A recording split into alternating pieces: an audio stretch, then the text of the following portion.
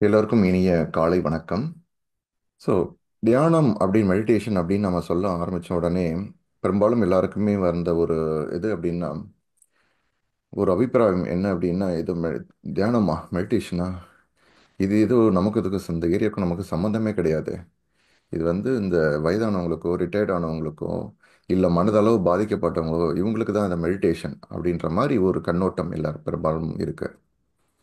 இதே வந்து ஒரு அமெரிக்கா போன்ற ஒரு வளர்ந்த நாடுகளில் நீங்கள் எடுத்துக்கினீங்கன்னா அங்கே போயிட்டு ஒரு ஒரு மனோ தத்துவ மனோவியல் டாக்டர் கிட்ட போயிட்டு போகிறதோ இல்லை சைக்காட்ரிஸ்ட் உங்ககிட்ட டாக்டர்கிட்ட போகிறது வந்து ஒரு பெரிய விஷயமா பார்க்க மாட்டாங்க. அவங்களுக்கு ஏதோ ஒரு சந்தேகங்கள் இருக்குதோ ஈவன் அதாவது வந்து அந்த அந்த நாட்டோட அதிபர்களும் அமெரிக்க நாட்டு அதிபர்களும் வந்து ஏதோ சில குழப்பங்கள் இருக்குதா அவங்களுக்குள்ள சிலது சரி பண்ணிக்கணுமா சில விஷயங்களை எண்ணங்களை நேராக அவங்கக்கிட்ட போயிட்டு என்ன பண்ணலாம் சொல்லுங்க அப்படின்னு சொல்லிட்டு அவங்ககிட்ட அந்த ஒரு இது எடுத்துக்குவாங்க. அவங்ககிட்ட அந்த பயிற்சியோ இல்லை எதுவோ எடுத்துக்குவாங்க. ஆனால் நம்ம ஊரில் வந்து ஒருத்தவங்க சைக்காட்ரிஸ்டில் போனாங்க அப்படின்னா அவங்களுடைய அவங்கள பார்க்குற விதமே நம்ம அவங்களுக்கு ஏதோ பிரச்சனை போல. ஸோ அவங்க ஏதோ இதுக்காக வந்திருக்கிறாங்க இதுக்கு போயிருக்காங்க அப்படின்ற மாதிரி நம்மளோட கண்ணோட்டம் இருக்குது. ஏன்னா நம்மளுடைய சமூகத்தில் அந்த மாதிரி தியானம் அப்படின்னாலே ஒரு மாதிரியான ஒரு ஒரு கண்ணோட்டத்தை நம்ம ஒரு மீடியாவாக இருக்கட்டும் நம் வளர்ந்த விதமாக இருக்கட்டும் எல்லாமே உருவாக்கியிருக்கு. ஸோ நீங்கள் மெடிடேஷன் அப்படின்னாலே நம்ம வந்து கண்ணை மூடிட்டு இப்போ ஃப்ரிட்ஜுன்னு சொன்னால் உங்களுக்கு வந்து ஒரு இமேஜ் வந்து மைண்டில் வரும். ஓகே, ஒரு கலரோட ஃப்ரிட்ஜ் ஒரு கலர் ஏதோ ஒரு அவங்கவுங்களுக்கு ஒரு ஒரு கலர் இருக்கும். அந்த கலர் மைண்டில் டக்குன்னு ஒரு இமேஜ் வரும். ஸோ அந்த மாதிரி மெடிடேஷன் சொன்னாலே டக்குன்னு வந்து நம்ம மைண்டில் வந்து நீங்களே செக் பண்ணி பார்க்கலாம். ஏதோ ஒரு இமேஜ் நமக்கு வரும். ஏதோ ஒரு முனிவரோ எங்கேயோ வந்து இமயமலையில் உட்காந்துக்கிற மாதிரி அப்படின்னு சொல்லிட்டு நம்ம அப்படி தான் வந்து நமக்கு மெடிடேஷன் தான் அப்படின்ற மாதிரி நமக்கு ஒரு உள்ளுக்குள்ளே இருக்குது. ஸோ இந்த மெடிடேஷன் வந்து சுமார் ஒரு 4 வருடங்களுக்கு முன்னாடி என்னோட அலுவலகத்தில் இந்த செஷன் கொண்டு வந்தாங்க.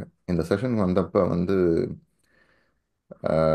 40 நாள் செஷனாக வந்து சந்திரா சார் வந்து கொண்டு வந்திருந்தாங்க.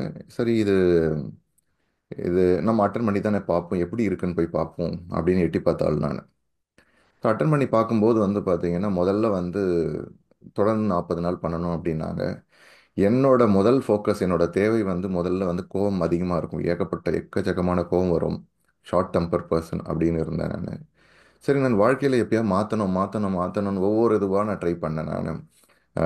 கவுண்ட் டவுன் பண்ணுங்க, கோவம் வந்ததுன்னா வந்து 10லேருந்து தலைகீழே கவுண்ட் பண்ணுங்க, அப்படி இல்லைன்னா வந்து அந்த இடத்த விட்டு போங்க, இல்லைன்னா பேசாதீங்க. இந்த மாதிரி ஒவ்வொரு இதுவும் நான் ட்ரை பண்ணும்போது ஒரு விஷயங்களாக நான் ட்ரை பண்ணும்போது எதுவுமே அந்த ஒரு யூடியூப்லேருந்தோ இல்லை இதுலேருந்தோ நம்ம கேட்கும்போது ஓகே இதை ட்ரை பண்ணி பார்க்கலாம் இது ஒர்க் ஆகும் அப்படின்னு சொல்லிட்டு நம்ம ட்ரை பண்ணுறேன். ஆனால் உண்மையாக பார்த்தா அந்த கோவமான சூழ்நிலையில் அது எதுவுமே வேலை செய்கிறதில்ல. பழையபடி பழையபடி பழையபடி அதே ரத்னவேல் அப்படின்ற மாதிரியான ஒரு ஒரு ஒரு கோட்பாடு இருந்தது. சரி, நம்ம என்னதான் ஏதாவது வாழ்க்கையில் மாற்றணும், ஒரு எதுவுமே வேலை செய்ய மாட்டேங்குது அப்படின்ற தூக்கம்ன்றது வந்து ரொம்ப ரொம்ப டிஸ்டர்ப்டான ஒரு ஸ்லீப். ஒரு து படுத்தோம் அப்படின்னா ஒரு 3/4 மணி நேரம் 1 மணி நேரம் புரண்டு புரண்டு இப்படி அப்படியும் படுக்கிறது. சரி, இந்த நைட்டில் இந்த இந்த பேய் மாதிரி உலாத்திட்டு இருப்பாங்க பார்த்தீங்களா, அந்த மாதிரி தான் நான் அப்படியே உலாத்திட்டு இருப்பேன். சரி, ஒரு 11 மணிக்கு போகிறது திருப்பி வந்து பார்த்தீங்கன்னா ஒரு 2 மணிக்கு தூக்கத்துலேருந்து எழுந்துறது. இதை தாண்டி வந்து ஒரு கிட்னி ஸ்டோன். ஸோ இந்த மாதிரி விஷயங்கள் போகும்போது அது எப்போ வந்து அந்த கிட்னி ஸ்டோன் வரும்னு சொல்ல முடியாது. திடீர்னு வந்த வலி வந்துச்சுன்னா தூக்கத்துலேருந்து எழுந்துருவோம். நான் அந்த வழியில் வரும்போது நான் என்னுடைய மனைவியோ அவங்க யார் பக்கத்தில் இருந்தாலும் அவங்கள வந்து ஒரு ஏதாவது ஒன்று சொல்லுவாங்க, இது பண்ணுங்க சரியாயிடும், இல்லை கொஞ்சம் இப்படி ஒன்றுங்க. ஆனால் அதை கேட்கக்கூடிய மனநிலையில் நான் இப்போ இருக்கவே மாட்டேன். சரி, நம்ம வந்து எல்லாத்தையுமே மாற்றணும். இந்த விவேக் ஒரு இதில் சொல்லுவார் பார்த்தீங்களா, எனக்கு காதில் இந்த பிரச்சனை இருக்குது, எதாக இருந்தாலும் இந்த பக்கம் வந்து பேசுங்க அப்போ தான் எனக்கு புரியும். எனக்கு கண் 6 மணிக்கு மேலே தெரியாது. அப்புறம் இந்த பிரச்சனைலாம் இருக்குதுன்னு சொல்லுவார். இது எல்லாத்தையும் சரி பண்ணுறதுக்கு ஒரு மாத்திரை அப்படின்னா என்ன அப்படின்னு கேட்பாரு. அதுக்கு விவேக் வந்து காமெடியாக வந்து ஒரு இது சொல்லுவார். ஸோ அந்த மாதிரி இது உண்மையாக சொல்ல போனோம்னா ஒரே மாத்திரை ஒரே விஷயங்கள் நம்ம ரெடியாக ஒரு இந்த இதுலேருந்து வரணும் அப்படின்னா அதுக்கு மெடிடேஷன் மட்டும்தான், தியானம் மட்டும்தான். நம்மளோட நம்மளோட அனாலிட்டிக்கல் மைண்ட் சொல்லும் எப்படி தியானம் மட்டுமே பண்ணால் அது சரியாயிடுமா அப்படின்ட்டு நமக்கு வந்து ஒரு ஒரு டவுட் வரும். நமக்கு வந்து அவங்களுக்கு வந்து ஒரு ஃபீவர் இருக்குது, அது எப்படி வந்து மெடிடேஷனால் சரியாகிறது, இல்லை எனக்கு இந்த ஒரு வலி இருக்குது, இது எப்படி எனக்கு மெடிடேஷனால் சரியாகிறது, இந்த மாதிரி நமக்குள்ள ஏகப்பட்ட கேள்விகள் வரும். ஏன்னா நம்மளுடைய அனாலிட்டிக்கல் மைண்டுன்னு சொல்லக்கூடிய பகுத்து ஆய்வு செய்யக்கூடிய ஒரு மனம் இருக்குது. பகுத்து ஆய்வு செய்யக்கூடியன்னா, ஒரு விஷயத்தை போட்டிங்கன்னா ஒரு சைக்கிள் இருக்குதுன்னு அதை பிரித்து அக்கு வேற ஆணி வேற பிரித்து பார்க்கணும் பார்த்தீங்களா. ஓ, இது ஒரு டயரு, இது ஒரு டயரு, இது வந்து ஒரு ஹேண்டிலு, இது பெல்லு அப்படின்னு சொல்லிட்டு அந்த மாதிரி ஒரு விஷயத்தை பிரித்து பார்க்கறது தான் நம்மளோட அனாலிட்டிக்கல் மைண்ட். அந்த அனாலிட்டிக்கல் மைண்ட் வந்து என்னென்னா, நம்ம பழைய மாதிரி பழைய இதில் விஷயங்களை வந்து நம்ம அனுபவங்களை வந்து நமக்குள்ளே இருக்கிற மனசுல இருக்கிற அனுபவங்களை வந்து அது என்ன பண்ணும் அப்படின்னா, அது வந்து போயிட்டு செக் பண்ணி பார்க்கும். இவர் சொல்கிறது உண்மையா, இதெல்லாம் வந்து உண்மையாலுமே நடக்குமா அப்படின்னு சொல்லிட்டு இதெல்லாமே செக் பண்ணி பார்க்கும். இப்படி செக் பண்ணி பார்க்கும்போது வந்து இதெல்லாம் இதெல்லாம் வந்து சொல்கிறதெல்லாம் நம்புற மாதிரிலாம் கிடையாது அப்படின்னு சொல்லிட்டு ஆட்டோமேட்டிக்காக என்ன பண்ணும், ரத்தினமல் இதெல்லாம் சொல்கிறாரு, இதெல்லாம் நம்பலாமா வேண்டாம் ஓகே அப்படின்னு வந்து ரிஜெக்ட் பண்ணிடும். இதுதான் நம்மளோட பகுது. ஸோ இந்த அனலிட்டிக்கல் மைண்ட்றது வந்து ஒரு கேட்டு மாதிரி வச்சிங்களேன், வீட்டுக்கும் நம்மளோட ரோட்டுக்கும் ஒரு கேட்டு மாதிரி. அந்த கேட்டை வந்து முன்னாடி இவங்க முன்னாடி யாரோ வந்திருக்கிறாங்களா, இதுக்கு முன்னாடி நம்மளுக்கு தெரிஞ்சாலா இல்லை, அப்படி கேட்டை மூடுங்க. இப்படி தான் அனாலிட்டிக்கல் மைண்ட் வந்து அந்த நம்மளோட மைண்டு வேலை செய்யும். இப்போ புதுசாக ஒருத்தவங்க வராங்க, அவங்க ஜென்யூனானே அவங்களுக்கு நல்லது ஒரு விஷயத்த சொல்கிறாங்க அப்படின்னா, ஆஹ், நம்மளோட பழைய நம்மளுடைய நம்மளுடைய மெமரியில் அந்த மாதிரி இல்லையே, சரி ஓகே வேணாம் அப்படின்னு மூடிடும். இதுதான் வந்து நல்ல விஷயங்களையும் தடுக்கிறதுக்கு இந்த அனாலிட்டிக்கல் மைண்ட் வந்து இருக்கும். ஸோ நம்மளுடைய சரி ஓகே, ட்ரை பண்ணி தான் பார்ப்போமே அப்படின்னு ட்ரை பண்ணேன் நான். முதல்ல ஃபிக்ஸ் ஆன விஷயம் வந்து தூக்கம். தூக்கம் வந்து முதல் 40 நாள்ல எனக்கு வந்து ஃபிக்ஸ் ஆக ஆரம்பிச்சது. 11 மணி நேரம் தூங்கினா தான் என்னுடைய வாழ்க்கையில் வந்து நான் வந்து அடுத்த நாளை சந்திக்க முடியும். இல்லைன்னா அடுத்த நாள் என்னால் சந்திக்கவே முடியாது. அப்படி தான் நான் இருந்தேன் என்னோட இதில். ஒரு 9 மணி நேரம் தூங்கினா கூட நானும் வந்து கூகுள் அப்படி தான் நான் இருந்தேன் என்னோட இதில். ஒரு 9 மணி நேரம் தூங்கினா கூட நானும் வந்து கூகுள்லாம் சர்ச் பண்ணி பார்த்தேன். டாக்டர்லாம் வந்து 8 மணி நேரம் சொல்கிறாங்களே, ஆனால் நமக்கு மட்டும் என்னமோ வந்து இப்போ வந்து 10 மணி நேரம் வருது. அது என்ன டாக்டர் சொல்கிறதுக்கு நமக்கும் ஒத்து வர மாட்டேங்குது அப்படின்னு நான் நினச்சேன். நான் சரி பரவாயில்ல. ஆனால் ரியாலிட்டி வந்து எனக்கு என்ன அப்படின்னா, 9 மணி நேரம் தூங்கினாலுமே நான் கனெக்ட் பண்ணியிருப்பேன். இன்னைக்கு 9 மணி நேரம் தூங்கினேன், இன்னைக்கு 8, 11, 10, அப்படி கணக்கு பண்ணி பார்க்கும்போது பார்த்தீங்கன்னா இந்த 10 மணி நேரம் தூங்கும்போது தான் எனக்கு நல்ல கம்ஃபர்டபுளாக இருக்குது அன்னைக்கு நாள். ஸோ அந்தளவுக்கு பாடி ரெஸ்ட் தேவைப்படுது அப்படின்றது. அந்த அளவுக்கு எனக்குள்ள ஸ்ட்ரெஸ் இருந்திருக்குது. தியானம் பண்ண பண்ண பண்ண என்ன நடந்ததுன்னா, ஒரு 5:30 மணி நேரம் படுத்தாலே போதும், 5:30 மணி நேரம் தூங்கினாலே போதும். 5:30 மணி நேரத்துக்கு அப்புறம் ஆட்டோமேட்டிக்காக அடுத்த 1 மணி நேரமோ இல்லை 1/2 மணி நேரமோ என்னையே நான் புஷ் பண்ணி இல்லை தூங்கலான்னாலும் அது இன்னும் டயர்டு தான் ஆகுதே தவிர, பட் 5:30 மணி நேரத்துக்கு அப்புறம் வந்து அந்த விழிப்புன்றது வந்துடுது, போதும் அவ்வளோதான் அப்படின்ட்டு. ஸோ இப்படி தான் வந்து தூக்கம் சீரடைஞ்சது. என்னோட வலிகளை பொறுத்துக்குது. கொஞ்சம் வலினால பொறுத்துக்க மாட்டேன். சின்ன வயசுல இருந்து ஒரு ஊசியோ இல்லை ஏதோ ஒரு விஷயம் போட்டுக்கணும்னாலும் அவ்வளோ பயம். ஸ்கூலில் வந்து வாத்தியார் வந்து அடிக்கணும் போது அந்த கையை நீட்டுறதுக்கு முன்னாடியே நான் அழுதுருவேன். இல்லைனா வந்து கையை நீட்டுறதுக்குள்ளே வந்து அந்த ஒரு ரியாக்ஷனை கொண்டு வந்துடுவேன். ஸோ அப்போ தான் அவங்களும் அடிக்க மாட்டாங்க. ஓகேங்களா. ஸோ அப்படி அந்த ஒரு பயம் இருந்ததுன்ற போது, இந்த மாதிரி ஒரு சின்ன இது பண்ணும்போதே பயம்னும் போது அந்த வலியை பொறுத்துக்கக்கூடிய ஒரு இதுவே கிடையாது, கெப்பாசிட்டி கிடையாது. அப்படின்னும்போது இந்த தியானம் பண்ண பண்ண பண்ண பண்ண ஆட்டோமேட்டிக்காகவே வலியை பொறுத்துக்கலாம். இந்த இடத்துல ஒரு சின்ன சிராய்ப்போ இல்லை ஏதோ ஒரு காயமோ ஏதோ வந்துச்சா இட்ஸ் ஓகே, அதுவாக சரியாயிடும், அதை பற்றி கண்டுக்கவே தேவையில்லை. அந்த அளவுக்கான ஒரு நம்மளோட மனநிலை மாறி ஆரம்பிச்சு. ஒரு முன்னாடி நமக்கு ஒரு வலி எங்கேயோ ஒரு ஸ்க்ராட்சோ எங்கேயோ நம்ம வந்து இதாக இருப்போம். அப்போ அதை பார்த்துட்டே நம்ம வந்து நாளைக்கு எப்படி இது பண்ணுறது, நாளைக்கு எப்படி என்னோட ஷர்ட் இந்த இடத்துல போடுறது, நாளைக்கு எப்படி நான் இங்கே நடக்கிறது, இதெல்லாம் இந்த மாதிரி ஆயிடுச்சு. இன்னொரு முக்கியமான ஒரு இது என்னென்னா, வீட்டில் எனக்கு சொல்லி வளர்த்த ஒரு விஷயம் என்னென்னா, எந்த ஒரு விஷயத்தை ஸ்டார்ட் பண்ணும்போது எங்கள் அப்பா சொன்ன ஒரு இது என்னென்னா, அவர் இது நடக்க ஆரம்பிச்சிச்சு இப்போவே இது மாதிரி ஆயிடுச்சு. இந்த ஒரு ஸ்டேட்மெண்ட் வந்து எனக்கு எனக்கு வந்து வந்து பார்த்தீங்கன்னா, நம்ம ஏதாவது ஒன்று ஸ்டார்ட் பண்ணுறோம், அப்போ தான் ஃபஸ்ட்டு டே எதுக்கோ போகிறோம், ஃபஸ்ட்டு ஒரு விஷயத்த பண்ணுறோம், ஏதோ ஒன்று ஆயிடுச்சுன்னா அன்னைக்கு அந்த விஷயமே அப்படியே ஃபஸ்ட்டு இதுவே இப்படி ஆயிடுச்சு, இந்த மாதிரி ஆனால் அவ்வளோதானே, இந்த மாதிரி ஆயிடுச்சு அப்படின்னு அந்த ஒரு இது கொண்டு வந்துரு சொல்லிடுவார். ஸோ நான் அவரை வந்து நான் குறை சொல்ல, ஏன்னா அவருக்கு தெரிஞ்ச விஷயங்கள் இதுதான் அவருக்கு பெஸ்ட்டுன்னு அவருக்கு வந்து இது சரியாக தெரிஞ்சதுன்னா இது அவர் கரெக்டாக சொல்லியிருப்பார். பட் அவருக்கு அது தெரியலை. பல விஷயங்கள் அவர் நல்ல நிறைய விஷயங்கள் வந்து எனக்கு சொல்லி கொடுத்துருக்காரு வாழ்க்கையில். பட் இந்த ஒரு விஷயங்கள் வந்து அவருக்கும் அறியாமல் அவருக்குள்ளே இருந்திருக்குது, அது வந்து எனக்குள்ளே வந்திருக்குது. அப்போ என்ன ஆகுதுன்னா, நான் வந்து திருமணம் ஆனதுக்கப்புறமும் வந்து ஓ ஃபர்ஸ்ட் இது நடக்குது. ஏதோ ஒரு ஓகே. ஏதோ ஒரு சின்ன எல்லா இடத்துலயுமே ஒரு தடங்கலோ, இல்ல ஏதோ ஒரு விஷயமோ, ஒரு ஏதோ நடக்கிற இயல்பு தான். ஆனா அத வந்து நம்ம அத பெருசுபடுத்தி, அத வந்து ஒண்ணுமே இல்லாத விஷயத்துக்கு வந்து அத பெருசாக்கி, அத வந்து அந்த ஒரு விஷயத்தையே ஒரு நம்மளோட மனநிலையை பாதிக்கக்கூடிய அளவுக்கு கொண்டு போற ஒரு மனப்பான்மை எனக்கு இருந்திருக்கு. அப்ப ஓகே, இந்த ஒரு பிரச்சனை ஆயிடுச்சா? மொத ஆரம்பிக்கிறோம். வெளியில போறோம். இப்பவே இப்படி ஆயிடுச்சு. அப்ப அந்த வெளியில போற காரியம் ஃபுல்லாவே அதை பத்தியான சிந்தனைகள், அதை பத்தியானவே இருக்கும். தியானம் பண்ண இதெல்லாமே உடைக்க ஆரம்பிச்சேன். இதெல்லாமே ஆட்டோமேட்டிக்கா போக ஆரம்பிச்சது. நான் ஸ்பெசிஃபிக்கா போய் இந்த விஷயத்த நான் மாத்தணும். இந்த மாதிரி நான் ஆரம்பிக்கும் போது இதெல்லாம் பேசக்கூடாது. இப்படிலாம் இதை பத்தி அப்படின்னு தெரியல. இதை கூட வந்து நான் இந்த கணத்துல தான் எனக்கு இந்த ஞாபகமே வருது. இந்த மாதிரி ஒரு விஷயம் வந்து என்னை விட்டு போயிருக்குன்னு. ஸோ இந்த மாதிரி பல விஷயங்கள் வந்து தியானம் செய்ய செய்ய போக ஆரம்பிச்சது.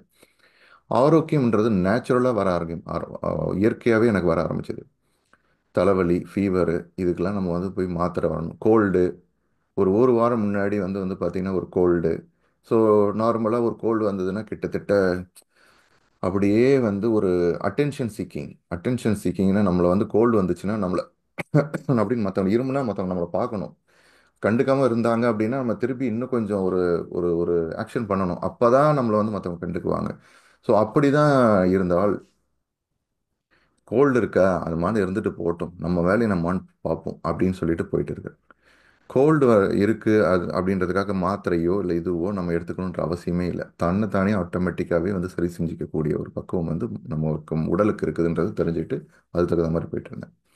இப்படி தான் வந்து மெடிடேஷன் வந்து என்னோட வாழ்க்கையில் வந்து பலதரப்பட்ட விஷயங்களை 360 டிகிரியில் எனக்கு வந்து பயன்பட இருக்குது. அது அந்த வகையில் இந்த மெடிடேஷனை வந்து கொண்டு வந்தது வந்து 2000 வருடங்களுக்கு முன்னாடி வந்து புத்தர் வந்து இந்த மெடிடேஷனை எடுத்துட்டு இது பண்ணார். பல மெடிடேஷன் அவர் ட்ரை பண்ணார், எதுவுமே ஒர்க் ஆகலை. கடைசியாக சும்மா உக்காந்துட்டு போயிட்டு அப்படின்னு பார்த்தா அந்த மூச்சை கவனிக்கும் போது வந்து பார்த்தீங்கன்னா அந்த மனசு வந்து எம்டி ஆக ஆரம்பிச்சது. அப்போ தான் அவர் கண்டுபிடிச்சார் இந்த ஒரு விஷயம் போதும், வேற எதுவுமே தேவையில்லை அப்படின்ட்டு. இந்த ஆனாபான சதி தியானத்தை வந்து உலகம் ஃபுல்லாக கொண்டு போனதுல வந்து வந்து பார்த்தீங்கன்னா பிரம்ம ரிஷி பத்ரிஜி அவர்கள், அதாவது பிரம்ம ரிஷி பத்ரிஜி அவர்கள் வந்து பெரும் பெரும் ஆஹ், அவரோட பங்களிப்பு இருக்குது. அதனால தான் வந்து இன்னைக்கு நானும் உட்காந்து பேசிட்டு இருக்கேன், மெடிடேஷன் பண்ணுறேன். நீங்கள் எல்லாருமே வர்றதுக்கான ஒரு முக்கிய தூண்டுகோல் அப்படின்னா அவர் மட்டும்தான். ஸோ இந்த கணத்தில் அவருக்கு என்னோட மனமார்ந்த நன்றி என தெரிவிச்சுக்கிறேன். ஏன்னா இந்த ஒரு மனுஷன் வந்து அன்னைக்கு மெடிடேஷன்றதை வந்து ஒரு பண்ணலை அப்படின்னா, இது எல்லார்ட்டையும் கொண்டு போகல அப்படின்னா, நினச்சி பாருங்க. அவர் வேலையை பார்த்துட்டு போயிட்டே இருந்தாருன்னா நிச்சயமாக இன்னைக்கு வந்து நமக்கு இது எல்லாருக்குமே நம்மளோட வாழ்க்கையை நம்மளை மாற்றிக்கக்கூடிய ஒரு விஷயத்த தெரிஞ்சுக்காமலே போயிருப்போம். கொஞ்சம் லேட்டாக இருக்கும், இல்லை வேற யாராவது வந்திருப்பாங்க. ஆனால் அந்த ஒரு ஸ்டெப்பை எடுத்து இவர் பண்ணார் பார்த்தீங்களா, ரொம்ப ரொம்ப அற்புதமான ஒரு விஷயம். ஸோ நம்ம எப்படி இந்த குடும்பத்தை வந்து நிர்வாகம் பண்ணிட்டு போகிறாங்க பார்த்தீங்களா, எல்லாமே சக்ஸஸ்ஃபுல்லாக பண்ணுறாங்க பார்த்தீங்களா நம்மளோட குடும்ப தலைவிகள். அந்த மாதிரி தான் எந்த ஒரு நிறுவனத்தில் இருக்கிற அந்த சிஇஓஸ்ன்னு சொல்கிற நிர்வாக தலைவர்கள் அனைவரும், நிர்வாக தலைவி அனைவரும் அனைவரும் வந்து வந்து பார்த்தீங்கன்னா இந்த மெடிடேஷன்றதை வந்து சக்ஸஸ்ஃபுல்லாக போகிறதுக்கு மெடிடேஷன் உதவி செய்யுது அப்படின்னு சொல்கிறாங்க. ஸ்டீவ் ஜாப்ஸாக இருக்கட்டும், பில்கேட்ஸாக இருக்கட்டும், எந்த ஒரு தலைவர்களாக இருக்கட்டும், சத்ய நாதல்லா சார். ஸோ மெடிடேஷன்றது வந்து அவங்க ஒரு ஒரு ஒரு நாளில் ஒரு குறிப்பிட்ட நேரத்தை வந்து எடுத்துக்கிறாங்க. நைக் கம்பெனியில், ஷூ கம்பெனியில் வந்து பார்த்தீங்கன்னா இந்த நைக் ஷூ இருக்குது பார்த்தீங்களா, அதில் வந்து அவங்களோட ஒரு மெடிடேஷன் தனியாக ஒரு இடம் இருக்குது. இதில் மைக்ரோசாஃப்ட்டில் வந்து பார்த்தீங்கன்னா மைக்ரோசாஃப்ட் கம்பெனியில் வந்து அவங்க வந்து மெடிடேஷனுக்கு தனியாக வந்து ஒரு ரூம், அந்த மாதிரி மெடிடேஷன் ரூம்னு சொல்லிட்டு இந்த மாதிரி எல்லாமே டெடிகேஷனாக எல்லாமே பண்ணியிருக்கிறாங்க. ஸோ இந்த மாதிரி எந்த கூகுளாக இருக்கட்டும், எந்த பெரிய பெரிய நிறுவனங்கள் எல்லா இடத்துலையுமே மெடிடேஷனுக்குன்னு சொல்லிட்டு தனியாக அவங்களுக்குன்னு ஒரு இடம் இருக்குது. ஸோ எழு நம் இந்த மெடிடேஷனை வந்து நம்ம வந்து இங்கே விஞ்ஞான பூர்வமாக, ஓ மெடிடேஷன் பண்ணுறீங்களா, மெடிடேஷனாக ஒரு ஆன்மீக ரீதியாக அப்படின்னு பார்க்கக்கூடிய ஒரு ஒரு ஒரு ஒரு அபிப்பிராயம் தான் நம்ம ஊரில் இருக்குது. இந்த 21 நாள் நம்ம என்ன பண்ண போகிறோம்னா மெடிடேஷன்னா என்ன, மெடிடேஷனை வந்து எப்படி வந்து விஞ்ஞானபூர்வமாக எதனால் வந்து நமக்கு வந்து நம்மளோட ஹெல்த் இம்பாக்ட் ஆகுது, ஹெல்த் எப்படி நமக்கு வந்து சரி செய்யுது, ஆரோக்கியம் எப்படி மேம்படுது, நம்மளுடைய நம்மளுடைய மூளையில் எப்படி வந்து அந்த மூளையே எப்படி மாற்றுது இந்த தியானம் செய்ய செய்ய அப்படின்றத வந்து ரொம்ப விரிவாக பார்க்க ஆரம்பிப்போம். நம்ம செய்கிற இந்த தியானம் பேர் வந்து ஆனாபானசதி தியானம். அதாவது மூச்சு சுவாச விழிப்புணர்வு தியானம். நம்ம என்ன பண்ண போகிறோம் அப்படின்னா, இது ரொம்ப ரொம்ப சிம்பிளான ஒரு விஷயம். எந்த ஒரு விஷயத்தையுமே நம்ம பண்ணணும் அப்படின்னா, அது ரொம்ப ஈஸியாகவும் இருக்கணும், சுலபமாகவும் இருக்கணும், எல்லா இடத்துலையும் செய்யக்கூடியதாக இருக்கணும். ரொம்ப கஷ்டமான ஒரு போஸ்டில் உட்காந்து பண்ணுற மாதிரி இருக்கக்கூடாது. அப்படி பண்ணுற மாதிரி இருந்தாலும் ரொம்ப ரொம்ப தூரம் நம்மளால் தொடர்ந்து அதை கடைபிடிக்க முடியாது. ஸோ நம்ம எப்படி அதை உட்காந்துக்கணும், சிம்பிளாக ஒரு வாரத்தில் சொல்லணும்னா மூச்சை கவனிக்க போகிறோம். இதுதான், வேற ஒன்றுமே கிடையாது. மூச்சை கவனிக்க போகிறோம். ஓகே, எப்படி கவனிக்கிறது, அதுக்கு எப்படி உட்காருது, இதுதான் அடுத்த கேள்வினா. நீங்கள் தரையிலையோ சோஃபாலேயோ சேர்லேயோ உட்காந்துக்கலாம். படத்தில் காமிக்கிற மாதிரி சேர்லேயோ சோஃபாலேயோ இல்லை தரையிலையோ உட்காந்துக்கலாம்.